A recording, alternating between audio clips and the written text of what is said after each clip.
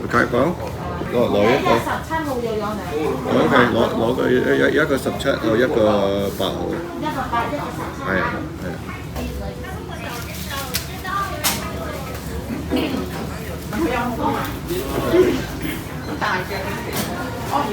俾 cash 到。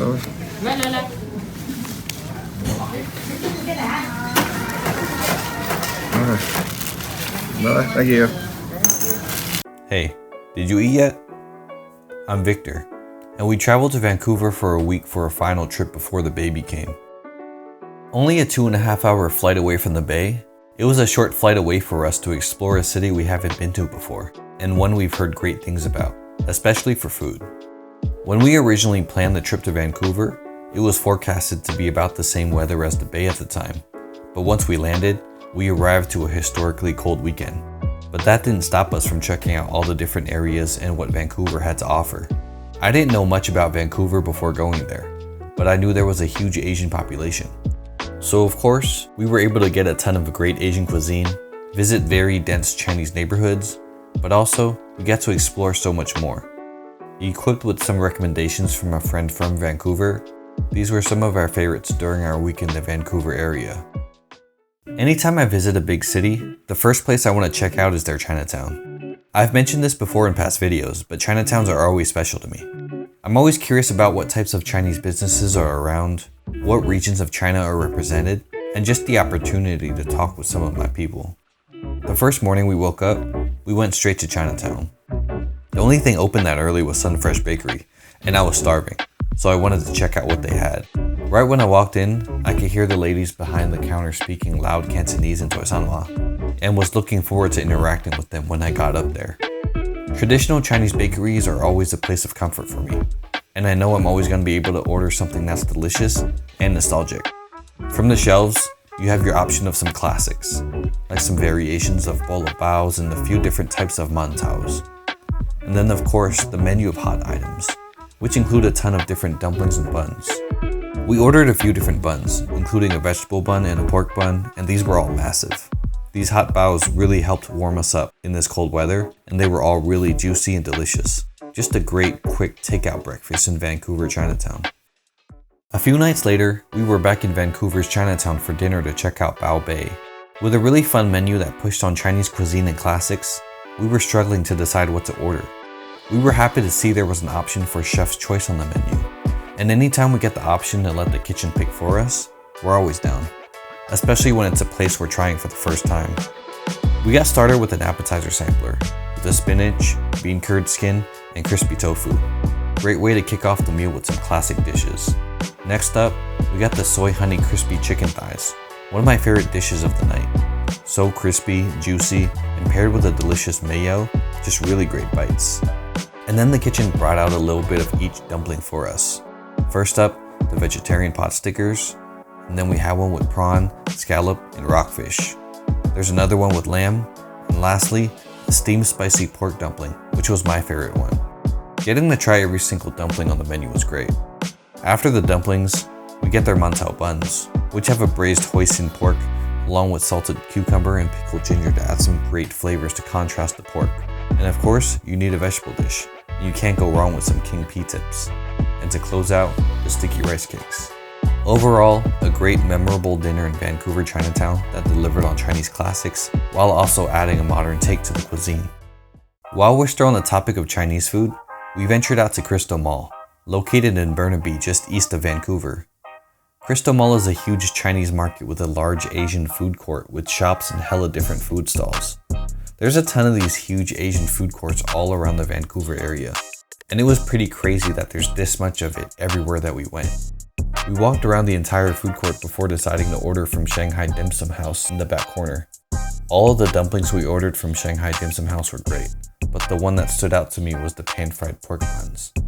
These were the juiciest pork buns I've ever had, and if you had to pick one place to eat at in Crystal Mall, it would be here. We also got some zhong fun from another spot, which were also really good. I'm envious of the folks who live in this area who get this type of food court available to them anytime that they want. We stopped by Motonobu Udon for dinner our first night in Vancouver, the first udon restaurant in town. In 2023, they were awarded a Bib Gourmand distinction, and it was very well deserved. With a big menu of traditional and specialty udons, served hot or cold, the recipes were passed down by the chef's family. The udon is all handmade with local Canadian flour, with a premium dashi broth. I ordered the Niku Toju udon, one of their more popular dishes, which has beef brisket and egg swirl. Y'all know I love brisket, and it went perfectly with the bowl of udon. The soup was delicious, and this was a great bowl of udon to warm us up during a cold weekend in Vancouver. One of my favorite meals I had in Vancouver was at Maruhachi Ramen. Maruhachi Ramen specializes in tori paitan, a type of ramen that has a very rich and creamy chicken broth. I first tried authentic tori paitan ramen last year in Tokyo, and didn't think I'd be able to find it that good again anywhere unless I was back in Japan. I ordered the chashu ramen with huge slices of pork shoulder chashu, seaweed, green onion, and their original thin ramen noodle. Maruhachi Ramen has 7 locations around the Vancouver area, which is crazy to me because I think there's only a couple places back home in the Bay that serve this style of ramen. I need more of this expeditiously, and will probably try to learn how to make this at home soon. One of my favorite meals I had in Vancouver was at Ask for Luigi, a casual but very small and intimate Italian-inspired restaurant specializing in fresh handmade pasta and so much more. We got a reservation for lunch one day, and we started out with Luigi's meatballs. Not gonna lie, those meatballs were one of my highlights of the entire Vancouver trip.